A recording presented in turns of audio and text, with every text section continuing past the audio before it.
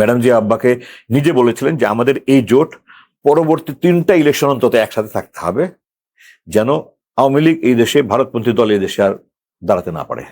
Analyse করলো যে এই জোটটাকে ভাঙতে হবে। ওই 2001-এর নির্বাচনের পরে প্রথম যুদ্ধাপরাধী ইস্যুটা আসলো। আমি চ্যালেঞ্জ দিয়ে বলছি যে আমাকে কোনোদিন যুদ্ধাপরাধী বলে, রাজাকার, আলবদল, ঘাতক, দালাল, এই সমস্ত কথা বলেছে। শেখ সাহেব তো জামাতে কাউকে যুদ্ধাপরাধী বলেনি। মানে আপনি যে জামাত ইসলামের সাথে কোনো সম্পৃক্ততা নেই, এটা অনেকেই অবাকই হয় শুনে, বাট আপনি তো ক্লিয়ার করেছেন যে আপনার জামাত হওয়া মানে আপনি ইচ্ছা করলেও হতে পারবেন না এমন একটা অবস্থা। ইচ্ছা করলে জামাতে যোগ দিতে পারবো, কিন্তু জামাতে আমির হতে পারবো, আমির হতে পারবেন না। অনেক কিছুই এখানে, অনেক বিষয় আছে। দেখেন ভারতে দেখেন না, প্রিয়াঙ্কা গান্ধী, রাজীব গান্ধী, এই ছেলের নাম কি ভুলে গেলাম, রাহুল গান্ধী, তারা কি কনগ্রেশন টপ লেভেলে আছে? এমপি একটা, simple. That is what is democracy. উড়ে এসে জুড়ে বসা তো ডেমোক্রেসি নয়, তাই না? মানে politics is a matter of career, তো it's not matter of inheritance. দেখেন আপনি এই যে ডাইনাস্টি শব্দটা, আপনি যদি DY বাদ দেন তাহলে শব্দটা কি দাঁড়ায়? ন্যাস্টি। তো ডাইনাস্টি পলিটিক্স শব্দটার মধ্যে ন্যাস্টি ইজ ইনবিল্ট। এই ডাইনাস্টি পলিটিক্স কিন্তু দেশে কোনো উন্নতি করতে পারে না। যাই হোক, আমরা ফিরে যাচ্ছি। আমি যেটা বলছিলাম, 91 ইলেকশনের পরে আমার বাবা বিনা শর্তে বিএনপিকে সমর্থন দিল। ওইটা অফার রিজেক্ট করে, 3টা-7টার অফার রিজেক্ট করে শর্তহীন। আমি বাবাকে বলেছিলাম যে আপনি বার্গেন করলেন না কেন? বলতেন যে ওরা 3টা-7টা দিয়েছে, তোমরা 5টা-10টা দাও। তখন তো 2 দলই মরিয়া, এক দল 75 থেকে ক্ষমতা নেই, আর দল 82 থেকে ক্ষমতায় নাই। তো আমার বাবা বলেছিলেন যে আমি তো ক্ষমতার জন্য রাজনীতি করি না, আমি দিন কায়েমের জন্য রাজনীতি করি, আল্লাহর আইন প্রতিষ্ঠা করার জন্য রাজনীতি করি। আমি যদি সরকারের অংশীদার হয়ে যাই, সরকার যদি দিন বিরোধী কোনো কিছু করে, তাহলে তো আমি প্রতিবাদ করতে পারবো না, মুখ বন্ধ হয়ে যাবে। তো তাহলে আপনি সমর্থন আওয়ামী লীগকে দিলেন না কেন? ওরা তো ভারতপন্থী দল, ওদের ইতিহাস তো বলে ওরা ভারতপন্থী দল। তাহলে আপনারা চুপ থাকলেন না কেন? কাউকে সমর্থন দিতেন না, দেশে একটা কনস্টিটিউশনাল ক্রাইসিস হয়ে যেত। এবং তখন একটা মানে ভারত এটা পরিস্থিতি ঘোলা করার জন্য আওয়ামী লীগকে দিয়ে একটা এমন পরিস্থিতি সৃষ্টি করতো, দেশটা একটা অরাজকতা সৃষ্টি হয়েছিল। আমি শর্তহীনভাবে গণতন্ত্র উত্তরণের জন্য বিএনপিকে সমর্থন দিয়েছি। এবং প্রথম ম্যাডাম জিয়া কিন্তু হয়েছে, আমরা প্রধানমন্ত্রী হয়েছে। এরপরে আব্বাকে তো নাগরিকত্ব মামলা ঘাতক দালাল নির্মূল কমিটি করলো জাহানারা ইমামের নেতৃত্বে। এই Shahriar Kabir played the main role. তখন তো ঘাতক দালাল বলেছে। শেখ সাহেব তো জামাতে কাউকে যুদ্ধাপরাধী বলেনি, উনি রাজাকার বলেছেন। উনি আরেকটা কি শব্দ ছিল, দালাল আইন করেছিলেন, পরে যেটা বাতিল হয়ে গেছে, কারণ সাক্ষী পাওয়া যায় না। তো জামাতের লোক কে 1971 সালের পরে অ্যাকিউজড হয়েছে বা কনভিক্টেড হয়েছে? কেউ হয়নি। তখন শুধু ওই সহযোগিতার জন্য 2 জন গ্রেপ্তার করেছিল, কিন্তু কোনো অপরাধের সাথে জড়িত কোনো সম্পৃক্ততা না পাওয়া দালাল ওই তখন সবাইকে সাধারণ ক্ষমা ঘোষণা করে ছেড়ে দিয়েছেন, এবং পরবর্তীতে এই আইনটাই বাতিল হয়ে গেছে। তো শুধুমাত্র অগ্নিসংযোগ ছাড়া কিছু এই যে 4টা, যেটা ধর্ষণ, লুটপাট, অগ্নিসংযোগ, হত্যা, এগুলির সাথেই তো জড়িত থাকার ফলেই তো ফাঁসি হয়েছে বলে। না, এগুলো জড়িত, এগুলো সব সাধারণ সাক্ষী। যাক, ঠিক আছে, আপনাকে আমি বলি, আমার বাবার বিরুদ্ধে একটা রায় দিয়েছে 30 বছরের শিরুমিয়া হত্যা মামলা। শিরুমিয়া একটা দারোগা ছিল, সেই শিরুমিয়া দারোগা মুক্তিযুদ্ধে গিয়েছিল, তারপরে দেশে বাড়িতে এসেছিল, আবার যাওয়ার পথে ধরা পড়েছে, তাকে ব্রাহ্মণবাড়িয়া জেলে রাখা হয়েছিল, তাকে হত্যা করা হয়েছে। শিরুমিয়ার স্ত্রী ভাষ্য, তাও এটা ক্যামেরা ট্রায়াল হয়েছে, ওপেন ট্রায়াল হয়নি।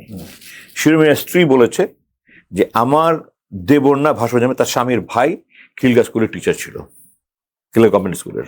আমার বড় 2 ভাই ওখানকার ছাত্র ছিল, ওখান থেকে এসএসসি পাস করেছে পাকিস্তান আমলে। তো ওই টিচার মহসিন সাহেব নাম, উনি নাকি আমার আব্বার কাছে এসেছিলেন যে আমার ভগ্নিপতি বা ভাইরা হোয়াট এভার, ভাইরা সম্ভবত ধরে নিয়ে গেছে। এবং ওনার একটা লিখিত বক্তব্য আছে, উনি আদালতে হাজির হয়নি, উনি আমেরিকাতে থাকেন। এবং আমি খিলগা স্কুলের টিচারদের কাছে শুনেছি উনাকে এটা জোর করে লেখে নেওয়া হয়েছে, এবং উনি ভয় দেশে আসেন না। তো ওই না সাক্ষাতে বলেছে, এবং শিরুমিয়ার স্ত্রী বলেছে যে ওই মহসিন সাহেব আমার বাবার কাছে এসে বলেছিলেন। পরে আমার বাবা একটা মানে নির্জলা মিথ্যা কথা, যে আমার বাবার সাথে গেছে, বাড়িতে আর্মি ছিল। আমার বাবার সাথে কোনোদিন আর্মি ছিল, আমার বাবার সাথে কোনোদিন কোনো অস্ত্রধারী লোক ছিল না, সিভিল কাপড়ের অস্ত্রধারী লোক ছিল না। তো যাই হোক, আমার বাবা নাকি একটা বন্ধ করা খাম দিয়েছে তার হাতে, নিয়ে ওটা পিস কমিটির চেয়ারম্যানকে দিবা ওখানে। এইটা ওই মহসিন সাহেব আমার বাবার কাছে নিয়ে শিরিমের ওয়াইফের কাছে দিয়েছে, শিরিমের ওয়াইফ নিয়ে ওই চেয়ারম্যানের কাছে দিয়েছে, তার কয়েকদিন পরে তাকে হত্যা করা হয়েছে। কোথায় চিঠির বক্তব্য কি করে? কোনো কিছু নাই। আপনি এটার উপরে কি করে জাস্টিফাই করেন যে শিরিমে হত্যা হয়েছে জোয়ান আমাদের চিঠিতে? তো এইভাবে তারা আমি যাবো, আমি বিচারে আমি এই সমস্ত ট্রাইব্যুনাল বিচারকদের বিরুদ্ধে আপনার হেগে নজির আছে যে তারা প্রভাবিত হয়ে রায় দেওয়ার ফলে তাদের বিরুদ্ধে ওই ট্রাইব্যুনালে মামলা হয়েছে। আমি করবো ইনশাল্লাহ। এখন যেমন ইন্টারন্যাশনাল না এটা না, আমি ওই বিচারকরা যে মিথ্যা রায় দিয়েছে, সাক্ষ্যের অভাবে ফরমাইশে রায় দিয়েছে, আমার বাবাকে 90 বছরের জেল দিয়েছিল, ওইটার বিরুদ্ধে আমি মামলা করবো, ওই বিচারকদের বিরুদ্ধে। আমরা মানে আমি আপনাকে এখন প্রশ্ন করতে পারি, খুব চমৎকার লাগছে যে আমরা ইতিহাস নিয়ে এতদিন পরও অনেক কিছু অজানা আপনার কাছ থেকে জানার চেষ্টা আমি যেটা বলতে আপনাকে বলিনি আমি আজ পর্যন্ত কোনো প্ল্যাটফর্মে, সেটা হলো আমার বাবাকে তো ওই ঘাতক দালাল নির্মূল কমিটি করলো, তারপরে বিএনপি আমার বাবাকে গ্রেফতার করলো, আমরা মামলায় জিতে বেরিয়ে আসলাম। সেক্রেটারি জেনারেল তখন নিজামী সাহেব, আবার নিজামী সাহেবকে দিয়ে ম্যাডাম জিয়ার কাছে খবর বলেন যে আপনি কেয়ারটেকার বিল আনেন, আপনি আবার ক্ষমতায় আসবেন, তাহলে দেশে একটা গণতান্ত্রিক প্রক্রিয়া চালু থাকবে। এটা তো সবাই জানে যে উনি প্রথমে বলেছিলেন এক পাগলা শিশু ছাড়া কেউ নিরপেক্ষ নয়।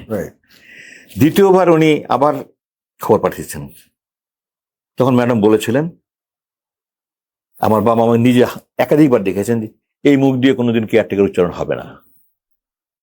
ঠিক আছে, এটা 94-95 কথা। তখন আওয়ামী লীগ আন্দোলন করার প্রস্তুতি নিচ্ছে কেয়ারটেকারের জন্য। তখন আমার বাবা আবার মেসেজ পাঠিয়েছেন নিজামী সাহেবকে দিয়ে ম্যাডাম জিয়ার কাছে, আপনারা দয়া করে এটা বিল আনেন, কারণ আওয়ামী লীগ আন্দোলনের প্রস্তুতি নিচ্ছে, তারা যদি আন্দোলন করে এটা আমাদের প্রস্তাব, আমরা চুপ করে বসে থাকলে আমাদের রাজনৈতিক মৃত্যু হবে, আমাদেরকে আওয়ামী লীগের দিয়ে ঠেলে দিয়েন না। সবাই বলে আওয়ামী লীগের সাথে জোটবদ্ধ, এটা জামাতের ইস্যু। আওয়ামী লীগ যখন আন্দোলন করেছে আপনি কি মনে করেন? একজন রাজনৈতিক বিশ্লেষক হিসেবে আপনাকে মনে হয় জামাত তখন চুপ থাকার জামাতের জন্য রাজনৈতিকভাবে প্রজ্ঞার পরিচয় হতো? জামাত তখন আন্দোলন করতে বাধ্য হয়েছে, ইটস নট দেন তাদের লেজুর ভিত্তিক করেছে। জামাতের ইস্যু আওয়ামী লীগ শুরু করেছে, তারা শুরু করছে, কিন্তু ওনারা কিন্তু এটা বিলটা আনলেন না। না আনার ফলে 96 ফেব্রুয়ারিতে দলীয় সরকারের জন্য নির্বাচন হলো, ম্যাডাম জিয়ার আন্ডারে নির্বাচনটা হলো। এরপরে কিন্তু আন্দোলন আরো চাঙ্গা হলো, এবং তখন মাত্র 1.5 মাসের মাথায়, আমার যদি ভুল না হয়, কেয়ারটেকার বিল এনে ক্ষমতা ছেড়ে দিয়ে নতুন নির্বাচন হলো মে মাসে। 2টা নির্বাচন হয়েছে, 12 ফেব্রুয়ারি নির্বাচন যেটা হয়েছে। হ্যাঁ, একটা 12 ফেব্রুয়ারি, আর একটা হচ্ছে মে মাসের কয় তারিখ আমার এক্স্যাক্টলি মনে নেই। 12 ফেব্রুয়ারি নির্বাচনটা হয়েছে ইয়েতে, পরে যেটা না প্রথমে একটা ফেব্রুয়ারি হয়েছে ম্যাডাম জিয়ার আন্ডারে, রাইট, তারপর এটা হয়েছে কেয়ারটেকার আন্ডারে। হ্যাঁ, ওইটাই তো বিল তাড়াতাড়ি করে এনে। হ্যাঁ, কেয়ারটেকারের মজা দেখেন আপনি, আমার বাবার অরিজিনাল প্রস্তাব ছিল যে sitting chief justice has to be caretaker head. তাহলে কি হবে?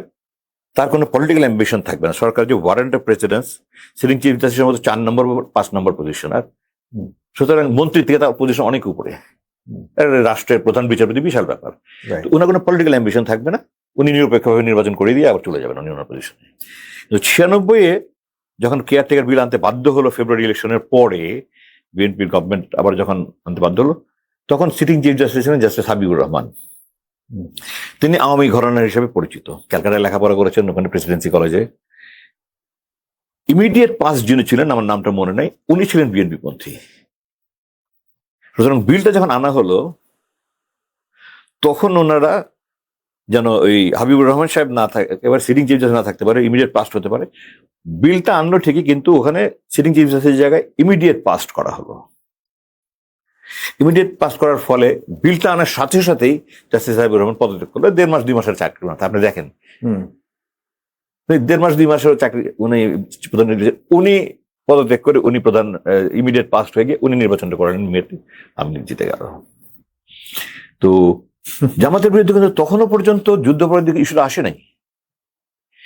আব্বা এরপরে 97 সালে চিন্তা করলেন যে বিএনপি জাতীয়তাবাদী শক্তি, জামাত জাতীয়তাবাদী শক্তি, আওয়ামী লীগের ওই 96 ইলেকশনে কিন্তু আলাদা আলাদা ইলেকশন করার ফলে ভরাডুবি হয়েছে। আমরা দুই ঐক্য থাকলে এই দেশে ভারতপন্থী দল কোনোদিন ক্ষমতায় আসতে পারবে না। উনি তখন মিটিং করে করে, ইট ইজ 4 দলীয় জোট ওনার ব্রেন চাইল্ড। জামাত, বিএনপি এবং তখন জাতীয় পার্টিকে নিয়েছিল, এবং ইসলামী ঐক্য জোট। এই লেট 90s-এ কিন্তু এই 4 দলীয় ঐক্য জোট একসাথে আন্দোলন করলো, করে 2001-এ কেয়ারটেকারের অধীনে নির্বাচন হলো, এবং তখন কিন্তু বিশাল ব্যবধানে 4 দলীয় জোট জিতলো। এবং আমার আব্বা আমাকে নিজে বলেছেন, যেটা ওই দিন জেনারেল ফজলে ইলাহি আকবর আমার সাথে এক আলোচনায় বলেছেন, যে ম্যাডাম জিয়া সবসময় চাইতেন জামাত বিএনপি ঐক্য থাকুক। আমার আব্বা নিজে আমাকে বলেছেন, আমাকে যদি কেউ গুলি করে মেরেও ফেলে আমি এটা বিশ্বাস করতে পারবো না যে আমার বাবার মতো লোক অনুপরিমাণ মিথ্যা বলে, অনুপরিমাণ বানিয়ে বলে, অনুপরিমাণ অতিরঞ্জিত করে। আব্বা আমাকে নিজে বলেছেন একাধিকবার যে ম্যাডাম জিয়া ওই 2001 নির্বাচনের পরে, ওই আব্বা তো তখন আমিরের পদ থেকে অবসর নিয়েছেন, ইফতার পার্টিতে বা বিভিন্ন অনুষ্ঠানে দেখা হতো আব্বার সাথে। ম্যাডাম জিয়া আব্বাকে নিজে বলেছিলেন যে আমাদের এই জোট পরবর্তী 3টা ইলেকশন অন্তত একসাথে থাকতে হবে, যেন আওয়ামী লীগ এই দেশে, ভারতপন্থী দল এই দেশে আর দাঁড়াতে না পারে। র অ্যানালাইজ করলো যে এই জোটটাকে ভাঙতে হবে। ওই 2001 নির্বাচনের পরে প্রথম যুদ্ধাপরাধী ইস্যুটা আসলো। তাহলে জামাত স্বাধীনতা 30 বছর পরে কি নতুন যুদ্ধ হলো যে ওই সময় তারা হঠাৎ করে যুদ্ধাপরাধী হয়ে গেল? আগে থেকে কোনো, আপনি ধান ইতিহাস ঘটে আমি চ্যালেঞ্জ দিয়ে বলছি যে আমাকে কোনো যুদ্ধাপরাধী বলে, রাজাকার, আলবদল, ঘাতক, দালাল এই সমস্ত কথা বলেছে, যুদ্ধাপরাধী বলেনি, because give the dog a bad name. এবং তখন আপনি দেখেন স্বাধীনতা 30 বছর পরে সেক্টর কমান্ডার ফরম হওয়া দরকার ছিল কি? What was their agenda? তাদের কাজ কি করেছে? সব সেক্টর কমান্ডার ছিল না। তারা একটা প্ল্যাটফর্ম করেছে, বি টিম, সি টিম, অনেকগুলো প্ল্যাটফর্ম করে সারা দেশ ক্যাম্পেইন করেছে জামাত যুদ্ধাপরাধী। তো দিস ইজ বেসিক্যালি বিএনপি জামাতের ঐক্যটা নষ্ট করার জন্য, এই জামাতটাকে ধ্বংস করার জন্য। এবং ম্যাডাম কিন্তু বারবার বলেছেন, আপনি যারা ওনার ঘনিষ্ঠ ছিলেন তাদেরকে ডেকে জিজ্ঞাসা করতে পারেন, আপনি এখনো অনেক আছে যারা মানে ওনার ঘনিষ্ঠ ছিলেন, আপনি জিজ্ঞাসা করেন, উনি সবসময় জামাত বিএনপি ঐক্যের পক্ষে ছিলেন। এবং এই জুলাই আন্দোলন সফল হয়েছে জামাত বিএনপির ঐক্যের ফলে। কিন্তু এমন কি হলো যে জামাত বিএনপির মধ্যে এখন সবচেয়ে বেশি ঢিল ছোড়াছুড়ি হচ্ছে? আমরা দেখেছি যে ম্যাডাম খালেদা জিয়ার জীবিত থাকাকালীন সময়ে জামাতের সাথে খুব সুসম্পর্ক একটা বজায় ছিল, এবং উনি দেশপ্রেমিক ছিলেন, উনি জাতীয়তাবাদী ছিলেন, এই জন্য উনি মানুষের ভালোবাসা পেয়েছে।